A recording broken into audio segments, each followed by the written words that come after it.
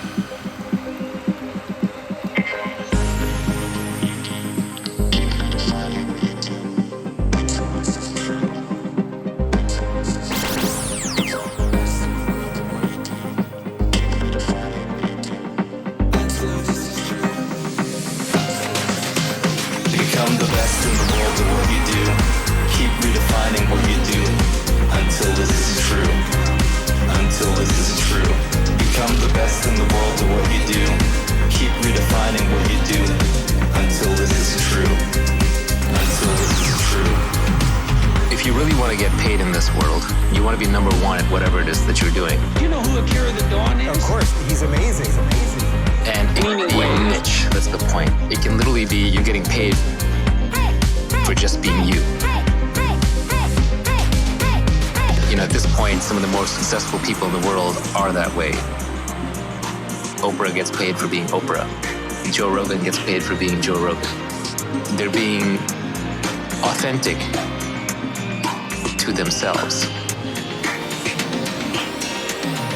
You want to be number one, but you're going to keep changing what you do until you're number one. You can't just pick something arbitrary. You can't say, I'm going to be the fastest runner in the world, and now you got to beat Usain Bolt. That's too hard of a problem. But what you can do is you can keep changing what your objective is until it arrives to your specific knowledge, your skill sets, your position, your capabilities, your location, your interest, knowledge, your skill sets, your position, your capabilities, your location, your interest, and then converges to making you number one. Number one. Become the best in the world at what you do. Keep redefining what you do until this is true. Until this is true.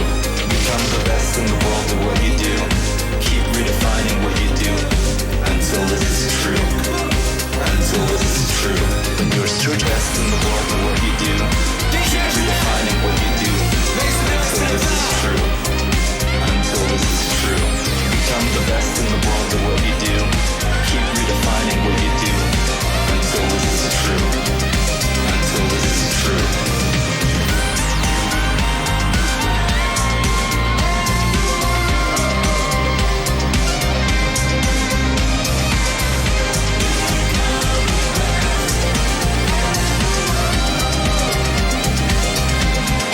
Start where you stand. Never mind the past. The past won't help you in beginning and new. And if you left it all behind at last, why that's enough, you're done with it. You start where you stand. Never mind the past. The past won't help you in beginning and new. And if you left it all behind at last, why that's enough, you're done with it, you're through. This is another chapter in the book. This is another race that you have planned. Don't give the vanished days a backward look. Start where you stand. Start where you stand. The world won't care about your old defeats if you can start anew and win success. The future is your time and time is fleet. Bear as much of work and strain and stress. Forget the buried woes and dead despairs. There is a brand new trial right at hand. The future is for him who doesn't dare. Start where you stand. Start where you stand. Start where you stand. Never mind the past.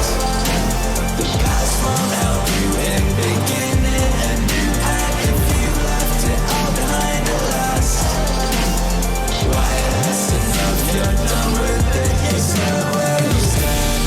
Never mind the past.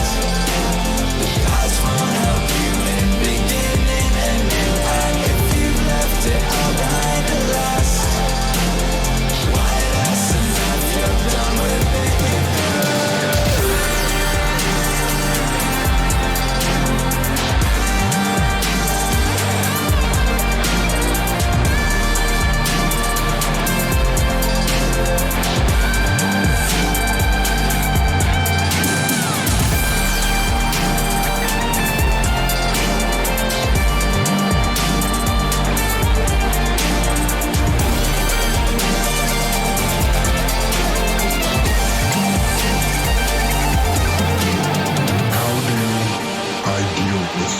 setbacks, failures, delays, defeat, or other disasters. I actually have a fairly simple way of dealing with these situations. It is actually one word to deal with all those situations. And that is good. And this is actually something that one of my guys that worked for me pointed out to me. He would call me up or pull me aside with some major problem, some issue that was going on. And he'd say, boss, we got this and that and the other thing. And I'd look at him and I'd say, good. One day he was telling me about some issue that he was having. He said, I already know what you're going to say. And I said, well, what am I going to say? He said, you're going to say good. You're going to say good. You're going to say good. You're going to say good. Good. Good. You're going to say good. You're going to say good. You're going to say good. Good. That's what you always say. When something is wrong and going bad, you always just look at me and say, good. Good. And I said, well, yeah, and I mean it. And that is how I feel. When things are going bad, there's going to be some good that's going to come from it. Oh, mission got canceled? Good. We can focus on another one. Didn't get the new high-speed gear we wanted? We can keep it simple. Didn't get promoted? Good. More time to get better. Didn't get funded? Good. We own more of the company. Didn't get the job you wanted? Good. You can get more experience and build a better resume. You're gonna say good. You're gonna say good. You're gonna say good. You're gonna say good. Good. Good. You're gonna say good. You're gonna say good. You're gonna say good. Good. Good. Hey, yo, this is a very special, this very auspicious occasion. Happy birthday, Decentral. If you want a thing bad enough to go out and fight for it, work day and night for it, give up your time and your peace and your sleep for it. If only desire of it makes you quite mad enough never to tire of it. If only desire of it makes you quite mad enough never to tire of it.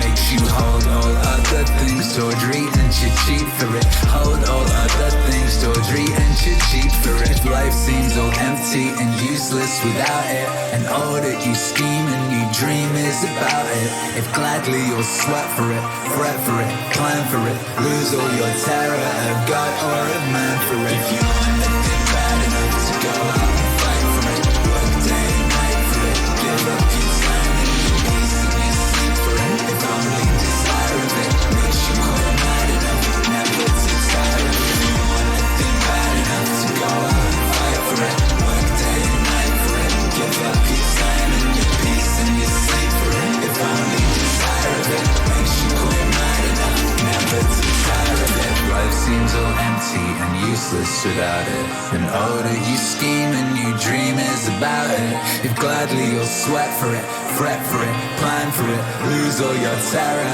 of God or of man for it. If you'll simply go after that thing that you want with all your capacity, strength and sagacity, faith, hope and confidence, stern pertinacity. If neither cold poverty, famished and glowing, no sickness, no pain of body and brain can turn you away from the thing that you want.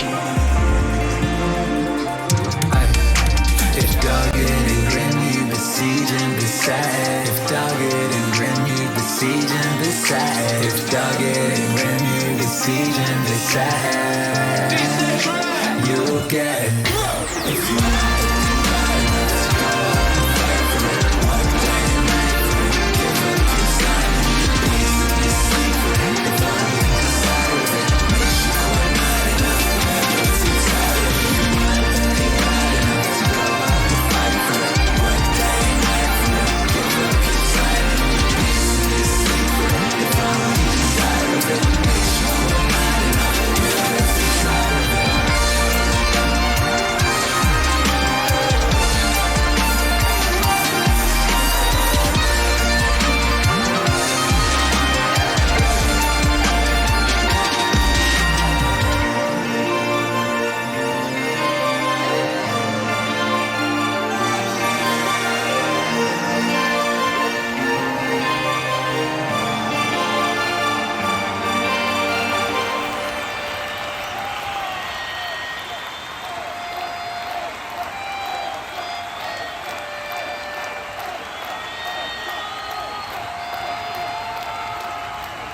From the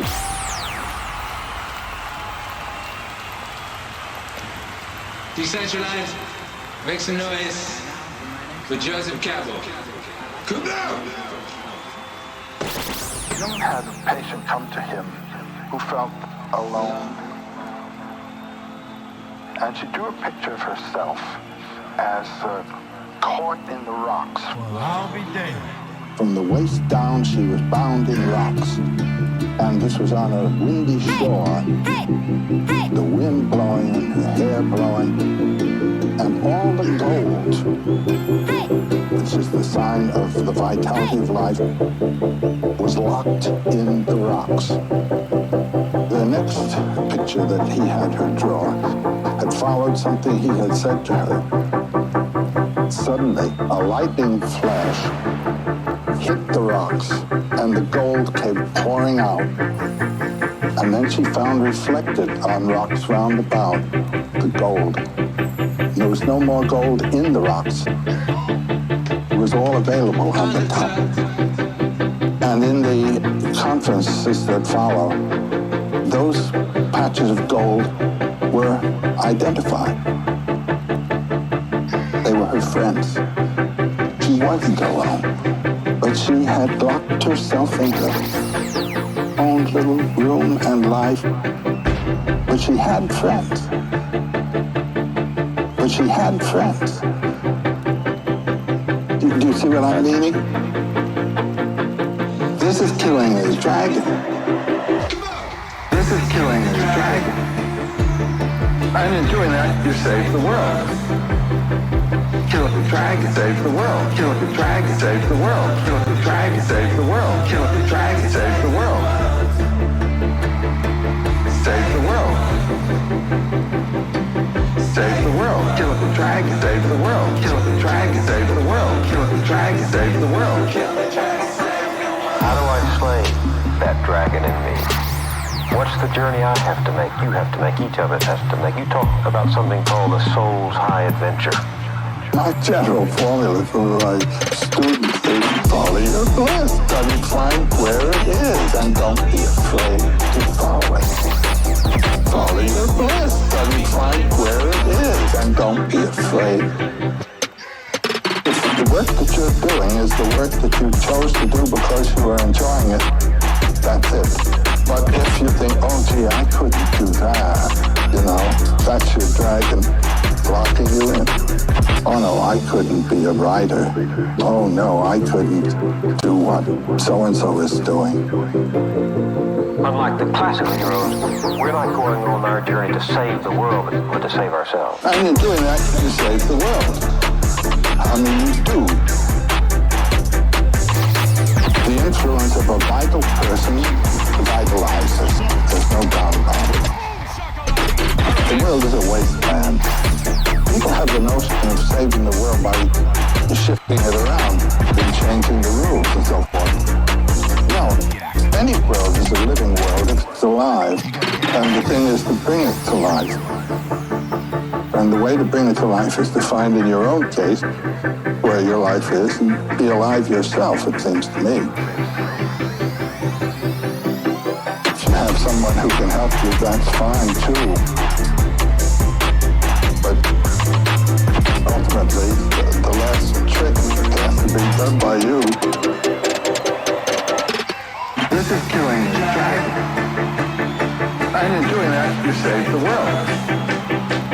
Kill the dragon, save the world. Kill the dragon, save the world. Kill the dragon, save the world. Kill the dragon, save the world. Save the world. Save the world. Kill the dragon, save the world. Kill the dragon, save the world. Kill the dragon, save the world. Kill the dragon, save the world.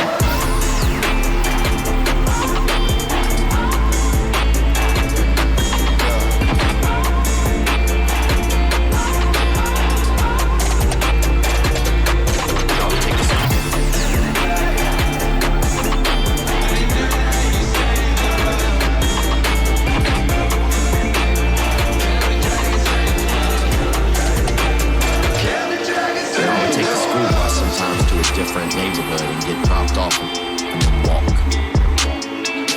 Because I didn't want people to see where I lived.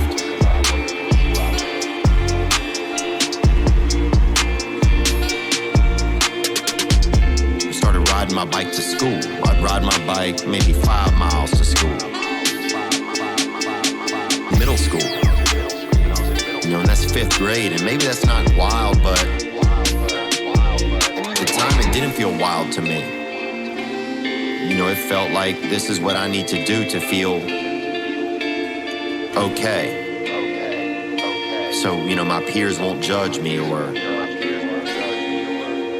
So I just felt, you know, I just felt less than. I didn't know anything about myself, how to feel good about myself. So the only way I knew to feel good was if I could make you like me. I could make you like me. And I needed you to like me. I only decided how I felt based on how you felt about me. And it went from moment to moment. And they may not even have been judging me. I just felt... I don't know, I guess I just felt judged. I felt less than. I felt... I don't know. Didn't feel anything. But I knew that if I showed up at school on the poor bus, then people knew I was poor. And I already felt bad enough because nobody was telling me in my world, like one of my parents, that I could feel okay about myself. There wasn't a father around. And this isn't a sob story I'm trying to tell you guys. I'm trying to tell you how I ended up getting into Alcoholics Anonymous. For me, I'm not saying you need to do this. I don't know your life. I don't know your world. If you were doing an 8-ball right now and listening to this, bruh, and eating, you know, and eating somebody's butt, you matter, whatever, do your thing. Do your thing. I'm not judging you at all, man.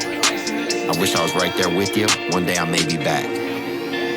But for now, this is where I am. So I just felt, you know, I just felt less than. I didn't know anything about myself, how to feel good about myself. So the only way I knew to feel good was if I could make you like me. I could make you like me. I needed you to like me.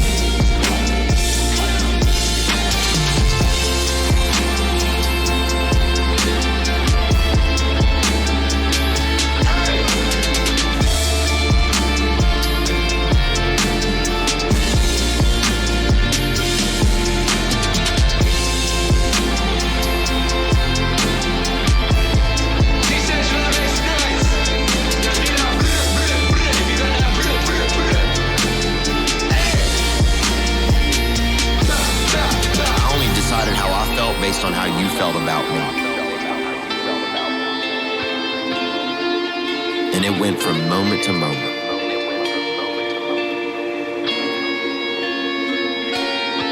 And so I was a storyteller because I wanted my life to be different to other people.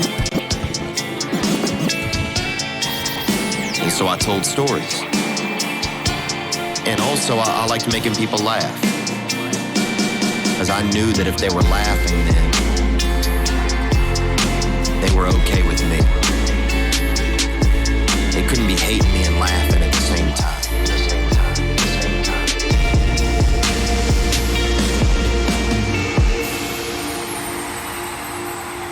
Make some noise for Theo, boy! Oh shit! Oh shit!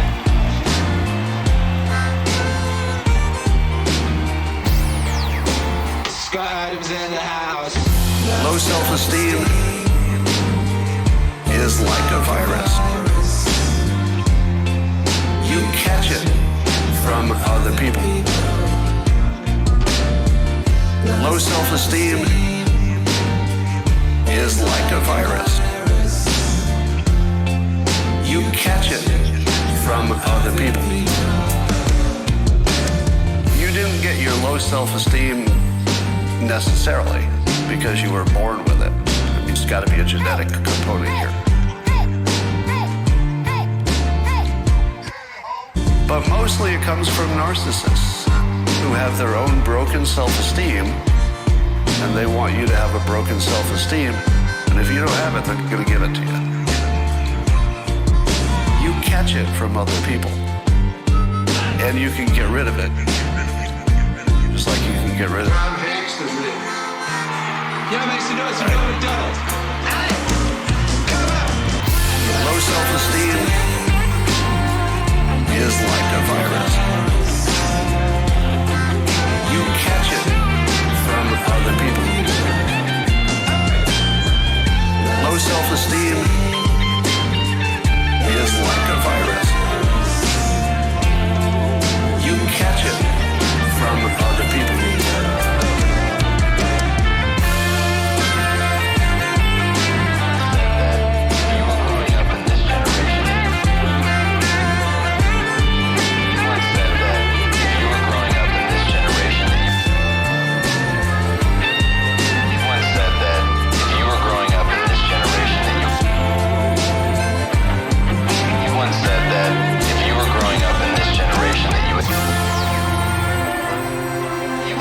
That if you were growing up in this generation that you would have a field day because you would take their souls. What did you mean by that? What you mean by that, Goggins? The younger generation quits. Not everybody. So I got to put it, people get their butt hurt. So not everybody. Most of this generation quits the second they get talked to. It's so easy to be great nowadays. Most people are weak. This is a softened generation. So if you have any mental toughness, any ability, if you have any fraction of self-discipline, the ability to not want to do it but still do it. You gotta get after it. And I hate to run. And what makes me so crazy, people go, well, why do you run if you hate it? What are you talking about? I don't want to take showers and eat either. I hate that too. That's life, man. It wasn't until I changed that mentality that I became somebody. I hated going to school, so guess what? I was dumb as shit. 1 + 1 is 2. But if you can get through to doing things that you hate to do, on the other side is greatness. 1 + 1 is 2. But if you can get through to doing things that you hate to do, on the other side is greatness. On the other side is greatness. 1 + 1 is 2. But if you can get through to doing things that you hate to do, on the other side is greatness.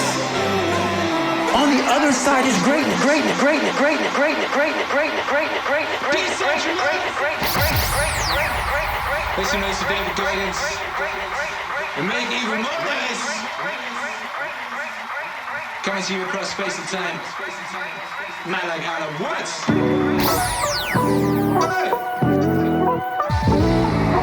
Akira. Don is good. Yes. Here is Jan van Eyck. Who paints the eschatological picture of the Last Judgment. What a strange man he must have been. For Here is heaven above and hell below. In heaven, here's God the Father, God the Son, God the Holy Ghost, all there together, and Virgin Mary, and the apostles, and they're all sitting in committee. And they have an aisle, just like in church, and there they are facing each other, and they're all sitting there very solemnly. I don't know what it's about.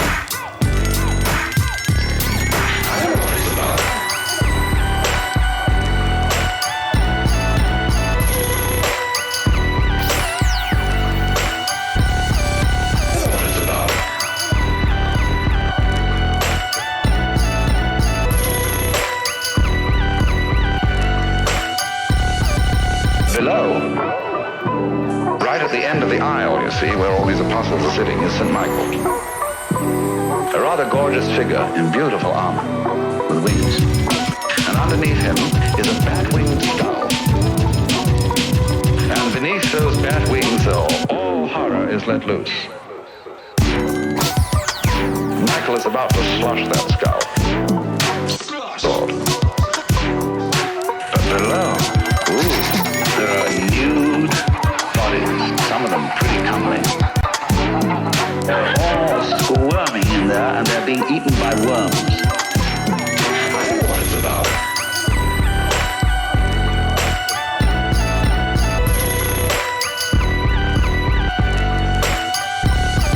I don't know what it's about.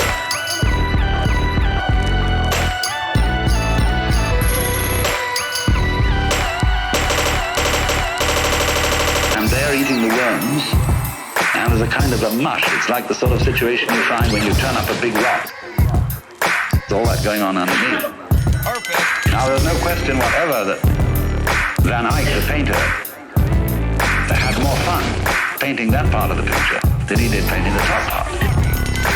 So in the same way with Hieronymus Bosch and the Bruegel, they painted every kind of weird, surrealistic deviltry going on. And they really loved it. But they couldn't admit it. I don't know what it's about.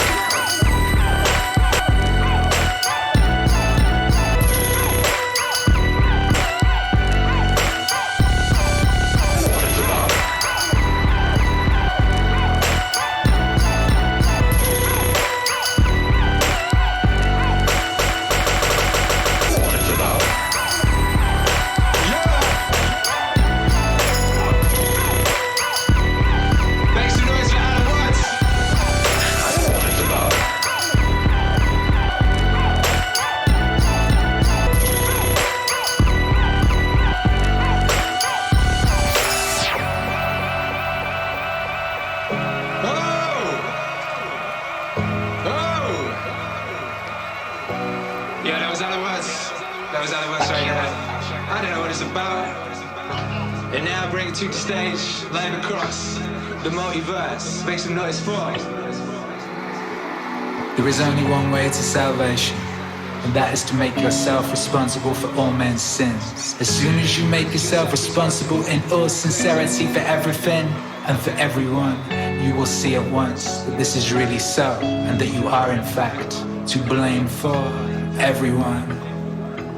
For all things. Dostoevsky, I think, said something like, every man is responsible for everything that happens to him and everything that happens to everyone else.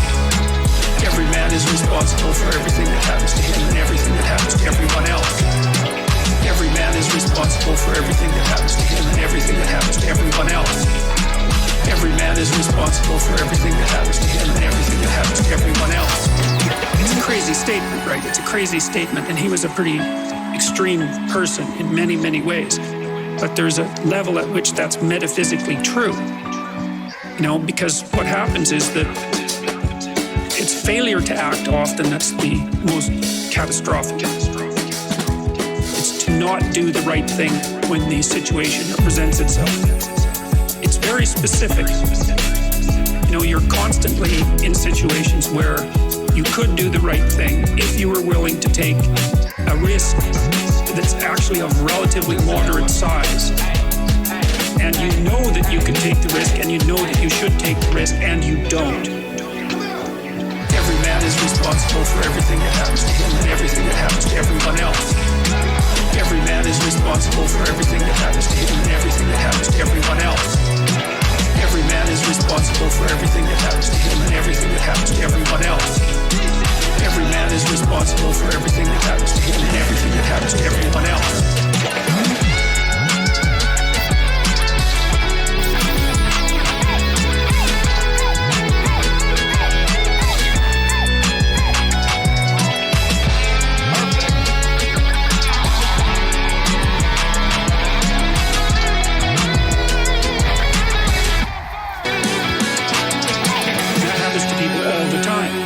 What happens is the thing that they didn't oppose grows a little bit, and they shrink a little bit, and that starts a loop, hey? And so, and how do you take responsibility for the world? And the answer is, well, you also have to do it with a certain degree of humility, because what do you know?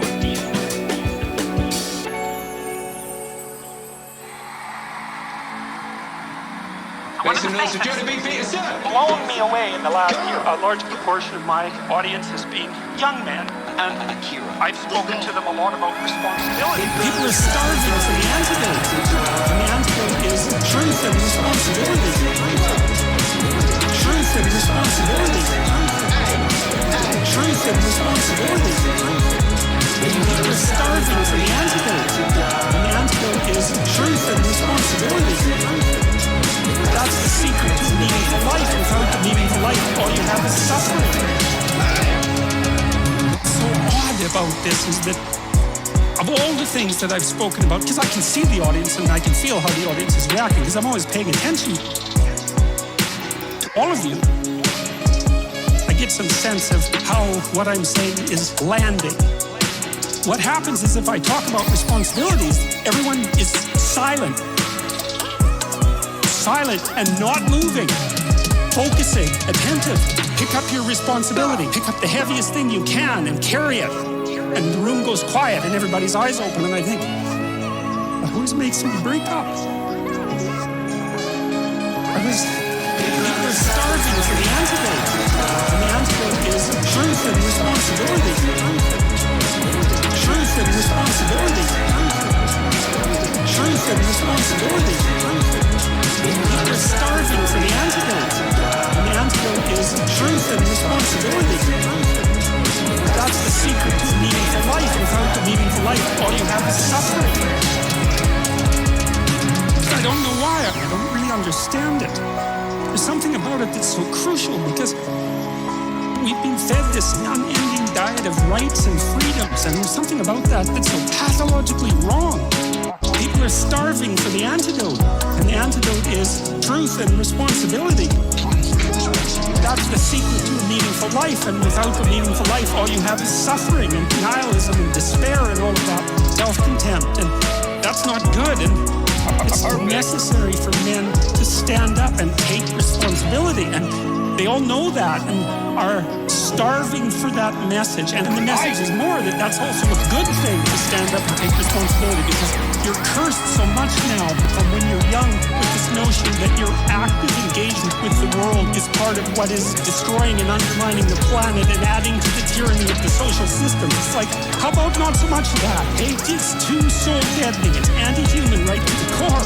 My sense instead is that if you were able to reveal the best of yourself to you in the world, that you would be an overwhelming force for good.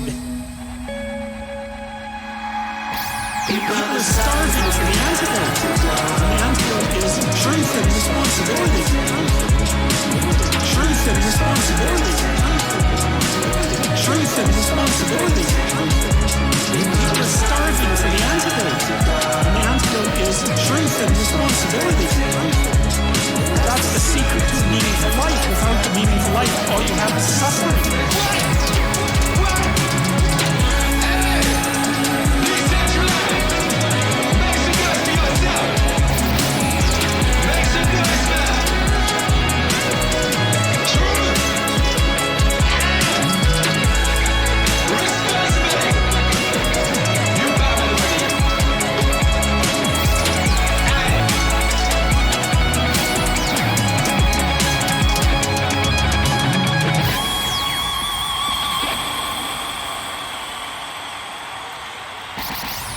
make some noise for truth and responsibility, you bad motherfuckers. I'm dead serious about this. It's like, sort yourself out. Yo, rewind. Pull that up. Yo, this one is proven very, very popular out there on the roads right now. Honk, motherfucker, honk.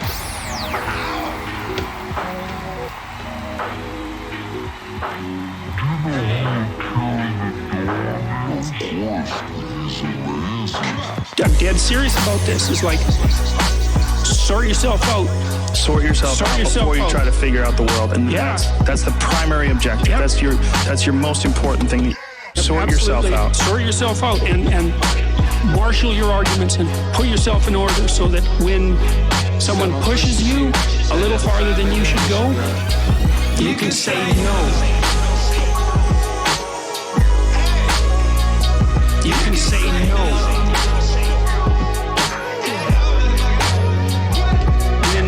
When someone pushes you a little farther than you should go, you can say no.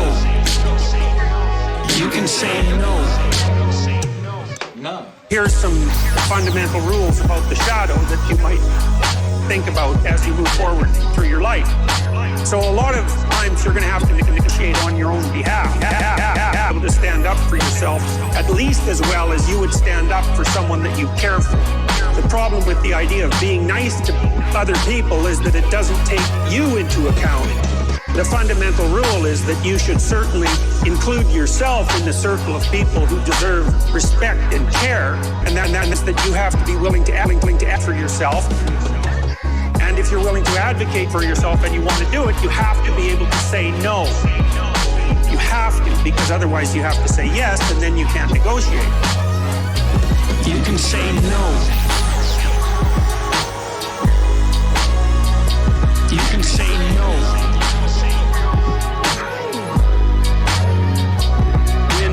When someone pushes you a little farther than you should go, you can say no. You can say no.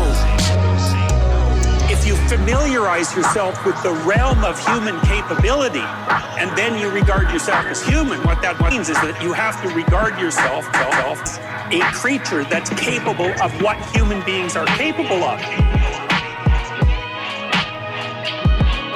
And human beings are capable of a lot of things. And some of them are absolutely wonderful. I mean, there's nothing more remarkable than a human being on the planet. People can do amazing things, but the downside of that is that we can do absolutely horrible things. And it's not obvious that it's only the pathological people who do that. In fact, it's not reasonable to assume.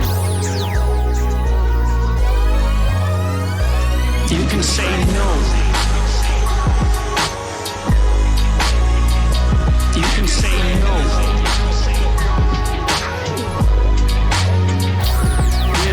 When someone pushes you a little farther than you should go, you can say no. You can say no. New Age thinkers tell you things like follow your bliss and you'll encounter utopia, but that isn't what the Jungians, especially Jung, said about his process of individuation at all. He said that if you follow what's meaningful and you do it honestly, it will take you somewhere you really do not want to go.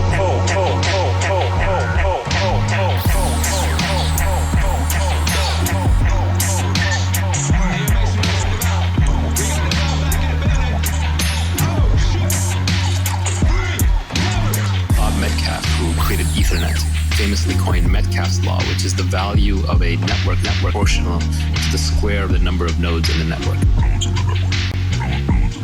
If a network of size 10 would have a value of 100, a network of a size 100 would have a value of 10,000. It's not just 10x more, it's 100x more. And so you want to be in a network effect business.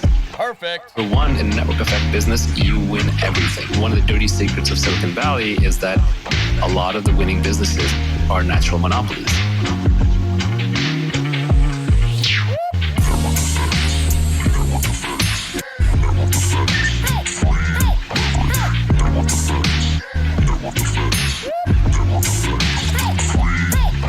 What is a network effect? Let's just A network effect is when each additional user adds value to the existing user base. So your users themselves are creating some value for the existing users. The classic example that I think everybody can understand is language.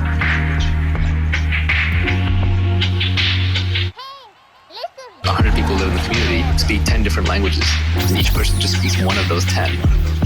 You're having to translate all the time. It's incredibly painful. But if all 100 of you spoke the same language, it would add tremendous value. 10 people start out speaking 10 languages, one extra person learns English. Well, now all of a sudden, 11 people know English. So the next person comes in to learn a new language, probably going to choose English. And at some point, let's say English gets to 20 or 25 people, it's done.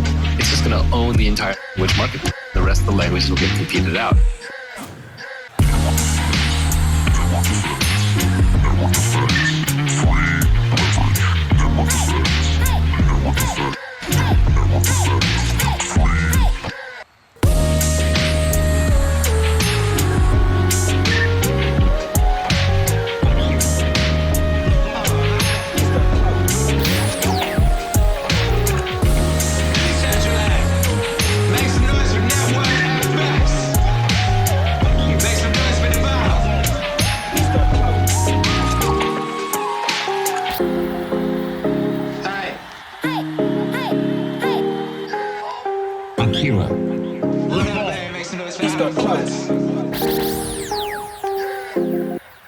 To spread joy, you have to have it.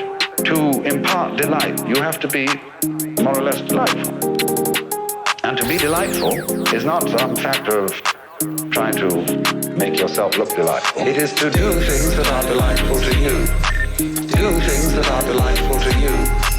Do things that are delightful to you. You become thereby delightful to others. It is to do things that are delightful to you. Do things that are delightful to you. Do things that are delightful to you. You become thereby delightful to others. That's to say, people who are interesting are people who are interested. Any person, for example, who is constantly thinking about all sorts of other things and other people and so on, because they're fascinating, becomes a fascinating person. But a person who doesn't think about anybody else and who's got very little going on inside their skull is boring. So in other words, your engagement with the external world, the more you are involved, the more your personality is enriched. Do things that are delightful to you.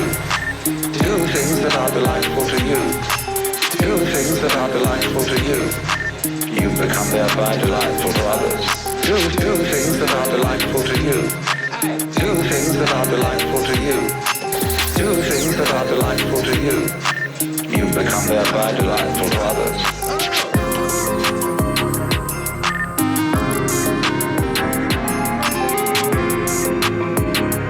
Akira The Don is? He's amazing.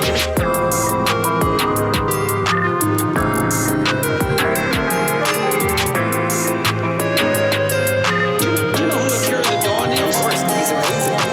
Well, the title, Meaning is the Massage, is a teaser, a way of getting attention. There's a wonderful sign hanging on a Toronto junkyard which reads, "Help beautify junkyards.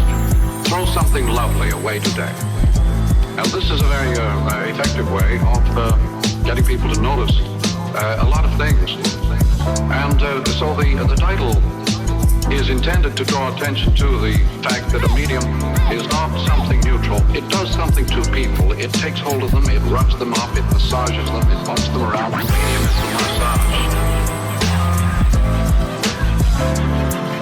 The medium is the massage. It's the massage.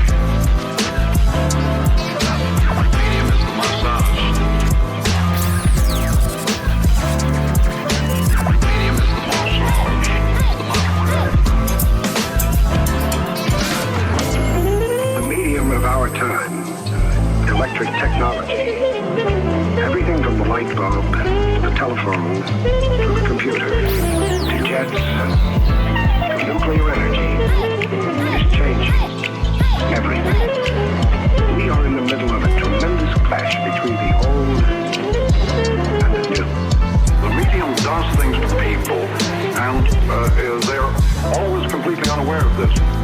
They don't really notice the new medium that is wrapping them up. They think of the old medium because the old medium is always the content of the new medium, as movies tend to be the content of TV. Major key. Books used to be the content, novels used to be the content of movies. And so every time a new medium arrives, the old medium is the content, and it is highly observable, highly noticeable. But the real roughing up and massaging is done by the new medium, and it is ignored.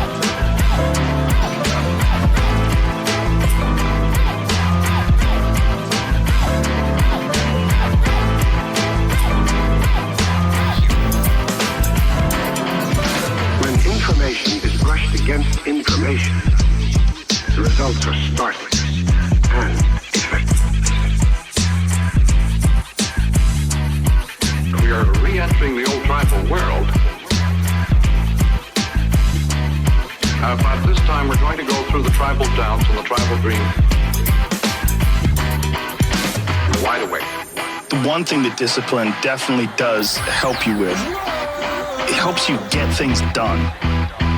And when you get things done, when you actually do things, you have more success.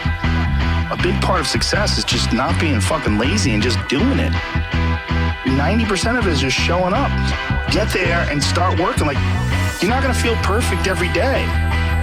If I only worked out when I felt good, I'd be a fat fuck. Because there's a lot of days I don't want to do it. I mean, it's pretty much the same with everybody that actually gets good at something. There's got to be those days you push through. They're probably going to be more numerous than the days you don't. And so the benefit of discipline in my eyes has always been that through discipline, I get things done. I'm like the most lazy, disciplined person I know because I don't want to do it. Akira. Let's go. Through discipline, I get things done. The pro goes to work. Through discipline, I get things done. This is what I do. I also think that discipline is a pathway to creativity. When you're on the battlefield, is an absolute exercise in creativity. How are we going to attack them? How are we going to disorganize them? How are we going to get in their heads? That's all just massive creativity. And when I look at people that are artists, I would imagine the more disciplined you are, you got to write stuff down. You got to read. You got to increase your vocabulary so that you are quicker and sharper so that when people are saying things, you have more words to battle back at them. All those things, all that freedom that you get on stage comes from the discipline. You study, you learn, you read, you write, you talk, you go through things. Is that an accurate statement? Absolutely accurate. Through discipline, I get things done. The pro goes to work. Through discipline, I get things done. This is what I do. Through discipline, I get things done. The pro goes to work. Through discipline, I get things done. This is what I do.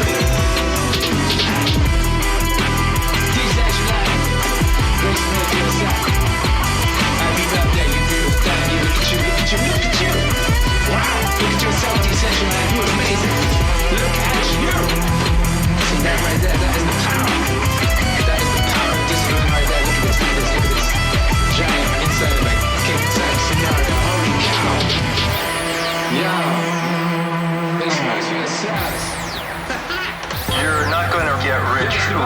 about your time, but you say that you will get rich by giving society what it wants, but does not yet know how to get at scale.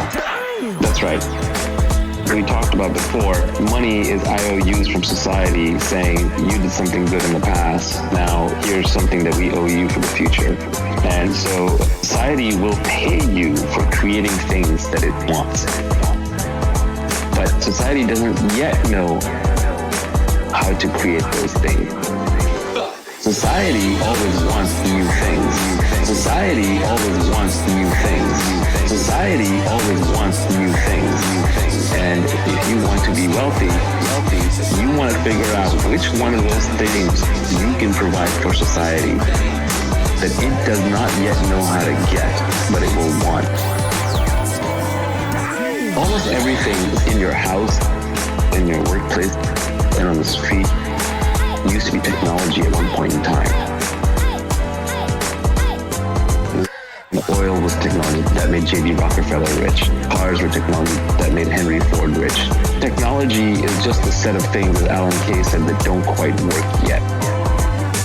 Once something works, it's no longer technology. Society always wants new things. Society always wants new things. Society always wants new things.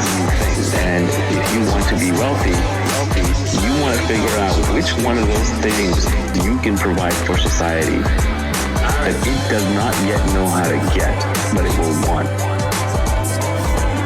Society always wants new things. Society always wants new things. Society always wants new things. And if you want to be wealthy, you want to figure out which one of those things you can provide for society that it does not yet know how to get, but it will want. Well, the ego can't reflect upon itself unless it has a mirror against which to read itself, and that mirror would be the mythological schedule that lets it know where it is. It's a mirror with a schedule, patterned mirror, and the ego sees itself in that reflex and knows where it is on the scoreboard. Just for example, a person who at the age of 40 is wondering whether he's going to be punished by mother and hasn't moved on. And a person at the age of 80 who's wondering, how's my golf score? He hasn't moved on either. This lets you know where you are. And it knows what the patterns have been of life through centuries in that position that you now are entering or holding. This lets you know where you are.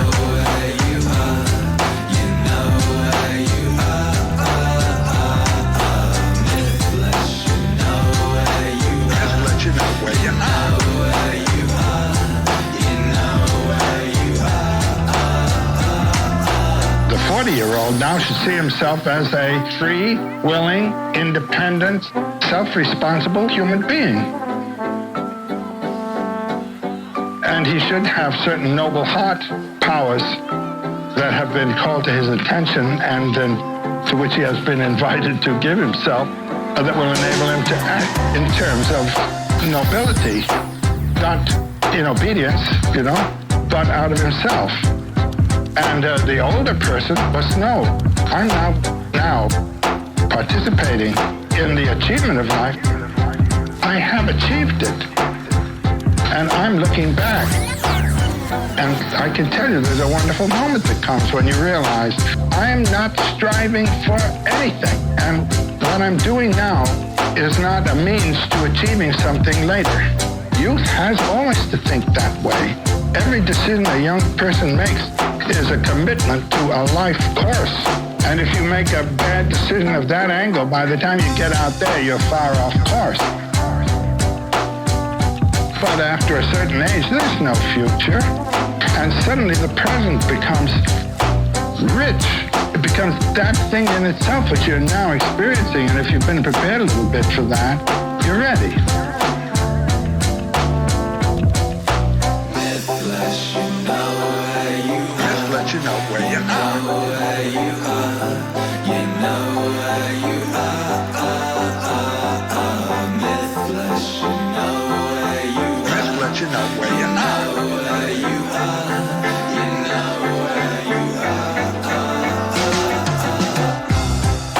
I've had the experience of lecturing to old age groups, you know, and myself actually in old age.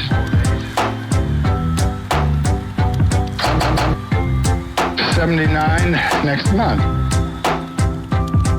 I can tell you there came a gradual realization. Boy, this is it.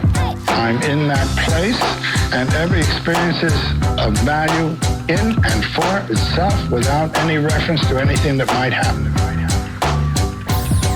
I've mentioned this to older groups, and people come up to me afterward and say, we didn't realize.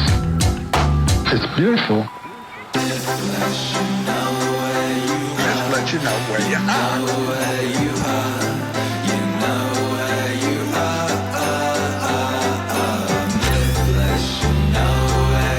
Just let you know where you are.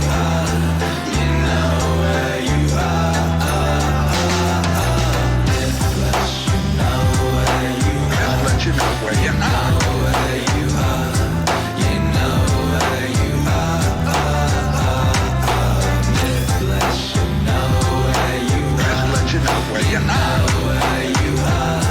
You know where you are. You know where you are, Decentraland. You in Decentraland. 2 years. 2 beautiful years, Decentraland. You know what they say. Like 1 minute in the metaverse is 1,000 years on Earth. You know what I mean? 2 years, that's a long ass time. You should be proud of yourselves. No, I am proud of you. Decentraland makes some noise. Sonny Joseph Campbell from the legendary unreleased Joseph Campbell LP called Mythos Never Released.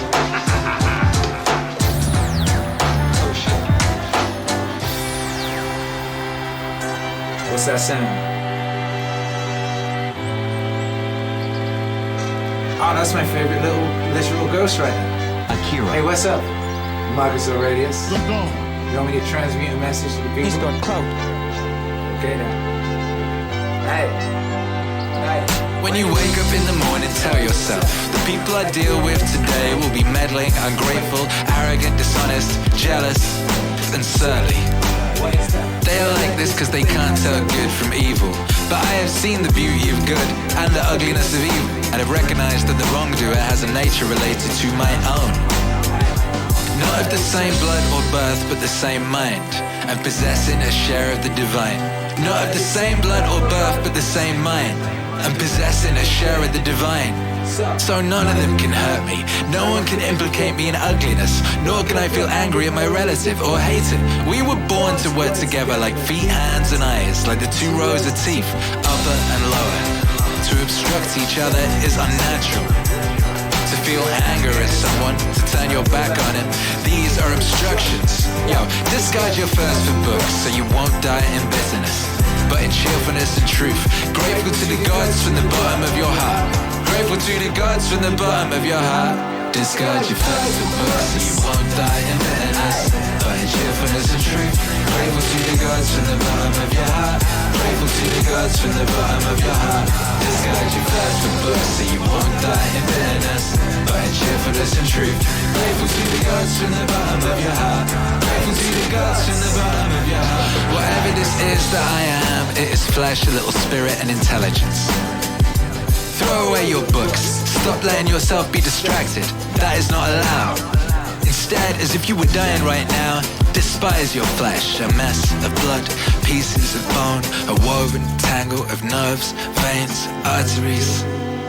Consider what the spirit is. Air, and never the same air, but vomited out and gulped in again every instant. Finally, the intelligence. Think of it this way.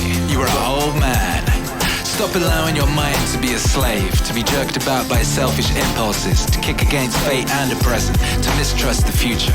What is divine is full of providence. Even chance is not divorced from nature, from the inweaving and infolding of things governed by providence. Everything proceeds from it. And then there is necessity and the needs of the whole world, of which you are a part. Whatever the nature of the whole does and whatever serves to maintain it is good for every part of nature. The world is maintained by change in the elements and in the things they compose. That should be enough for you. Treat it as an axiom. Discard your thirst for books so you won't die in bitterness, but in cheerfulness and truth. Grateful to the gods from the bottom of your heart. Grateful to the gods from the bottom of your heart. Discard your thirst for books so you won't die in bitterness, but in cheerfulness and truth. Grateful to the gods from the bottom of your heart. Grateful to the gods from the bottom of your heart. Discard your thirst for books so you won't die in bitterness, but in cheerfulness and truth. Grateful to the gods from the bottom of your heart. Grateful to the gods from the bottom of your heart. Oh, what a glorious thing, waking up in the morning, baby. Oh, what a glorious thing, you get to have a whole day. Hey, oh, what a glorious thing, waking up in the morning, baby. Oh, what a glorious thing, you get to have a whole. Discard your friends and books, you won't die in bitterness, but in cheerfulness and truth. Grateful to the gods from the bottom of your heart. Grateful to the gods from the bottom of your heart. Discard your thoughts and books so you won't die in bitterness, but in cheerfulness and truth. Grateful to the gods from the bottom of your heart. Grateful to the gods from the bottom of your heart. Remember how long you've been putting this off. How many extensions the gods gave you and you didn't use them. At some point you have to recognize what world it is that you belong to, what power rules it and from what source you spring. That there's a limit to the time assigned to you, and if you don't use it to free yourself, it will be gone and will never return.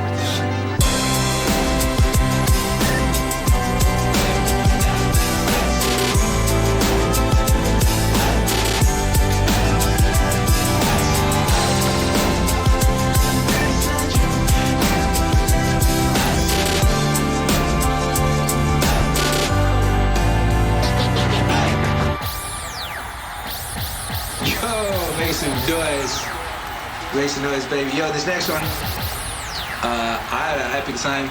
Last time I played here a couple months ago. It was beautiful, and it inspired me. You know, it inspired me. It was like, I think it was like that night. And I was here in Don Studios, here in Mexico, Philadelphia, and I was inspired by what had transpired. You know, I was inspired by what had transpired, and I was visited by a spirit. You know, I was visited by, like, my grandmother, and I think she gave me the melody, you know, because next thing I knew I had this song, and I'm gonna dedicate this to you, Decentraland. Happy birthday. This is a song called We All Gonna Make It.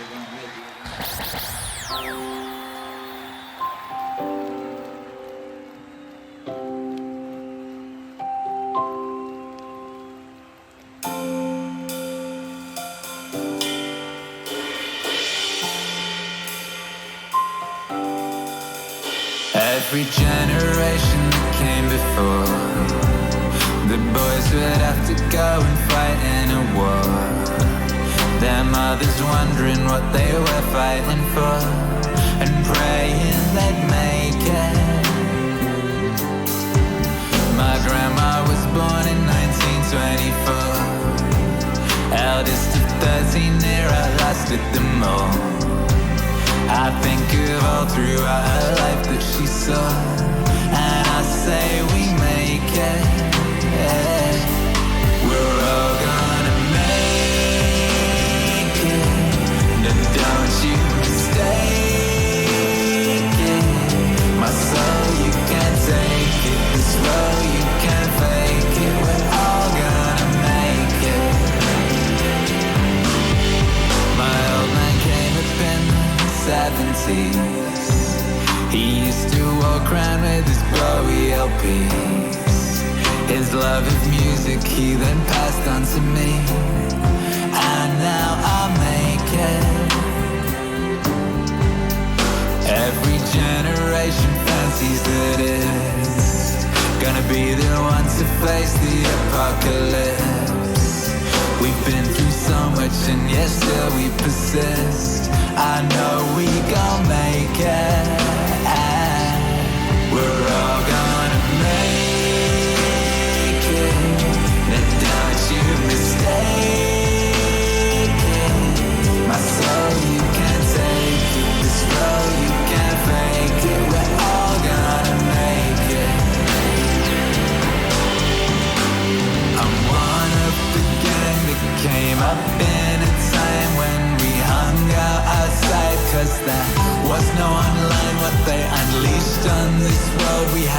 chance to decline. I know what we lost and we gained at the same time. I'm so grateful to be the head of a line that winds back through the ages to the dawn of time. Every woman and man that fought, lived, loved and died is here with me.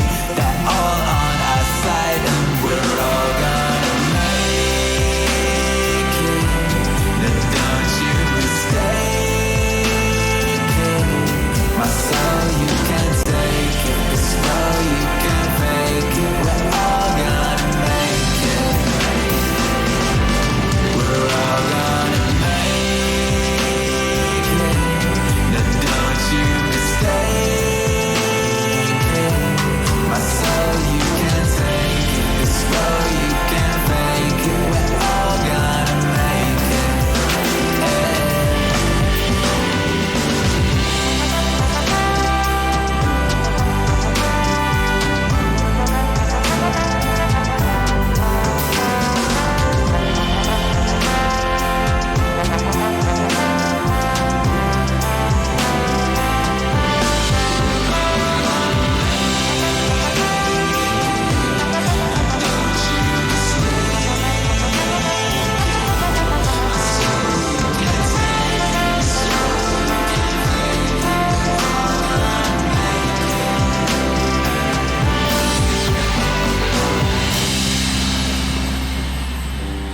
Now don't you mistake it.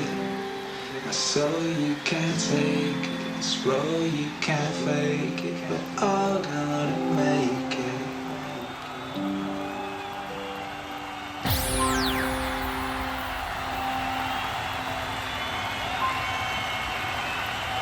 Thank you very much, Decentraland. Make some noise for yourselves. Happy birthday. Thank you for having me. MEANINGWAVE.com. Own the NFT for this performance. Open Sea. Akira The Don. Shit, what's that you say? What's that you say? What's that you say? You want one more? Alright. Shit, who am I to decline? The waviest people online. Shit, could not be me. We got one more for you, baby. This one's, oh shit. Across space and time, across the universe. I'd like to welcome to the stage, Harvey.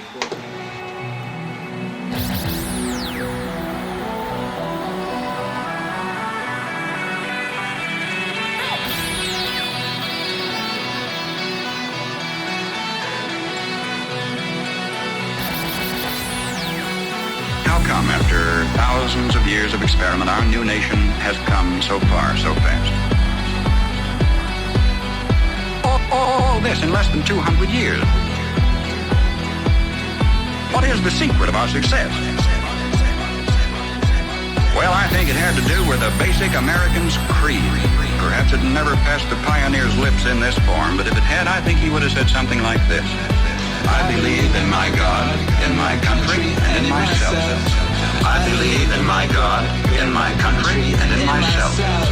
I know that sounds like a trite, too simple thing to say, and yet it's a rare man today who will dare to stand up and say, I believe in my God, and my country, and in myself. And in that order. When the early American pioneer first turned his eyes toward the west, there were only Indian trails or traces, as they were called, for him to follow through the wilderness. Do you know today you can roller skate from Miami to Seattle? From San Diego to Plymouth Rock? In this little bitty instant, as historical time is measured, our 7% of the Earth's population has come to possess more than half of all the world's good things. How come? Well, sir, when that pioneer turned his eyes toward the west, he didn't demand that somebody else look after it. He didn't demand a free education. He didn't demand a guaranteed rocking chair at eventide. He didn't demand that somebody else take care of him if he got ill or got old. There was an old-fashioned philosophy in those days that a man was supposed to provide for his own and for his own future. He didn't demand a maximum amount of money for a minimum amount of work. Nor did he expect pay for no work at all. Come to think of it, he didn't demand anything. That hard-handed pioneer just looked out there at the rolling plains, stretching away to the tall green mountains, and then lifted his eyes to the blue skies and said, "Thank you, God. Now I can take it from here."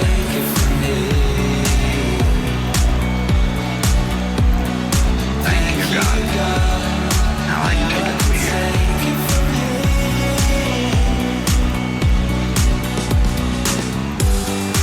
That spirit isn't dead in our country. It's dormant. It's been discredited in some circles, driven underground, but it isn't dead. It's just that a few seasons ago, politicians baiting their hooks with free barbecue and trading a Ponzi promise for votes began telling us, we don't want opportunity anymore, we want security. We don't want opportunity, we want security. We don't want opportunity, we want security. They said it so often we came to believe them. We want security. They gave us chains, and we were secure.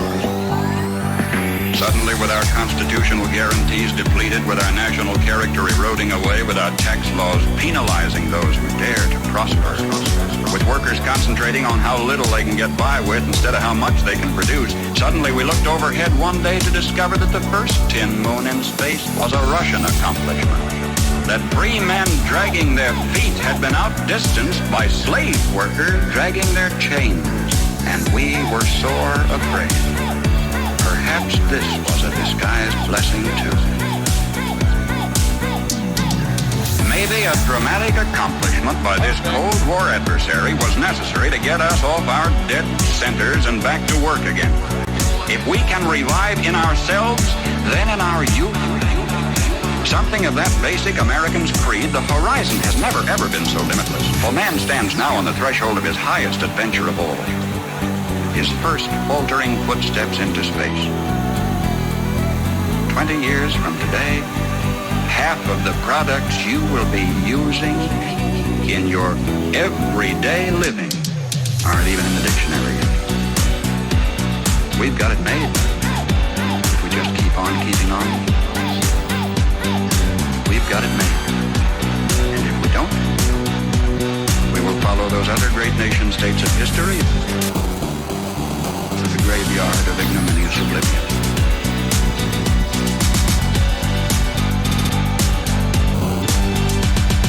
History promises only this for certain. We will get exactly what we deserve.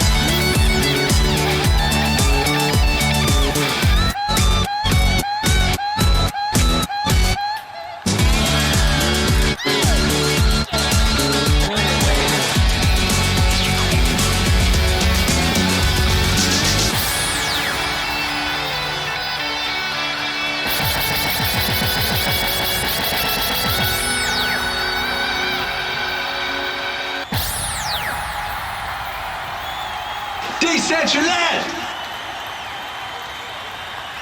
Make some noise for yourselves.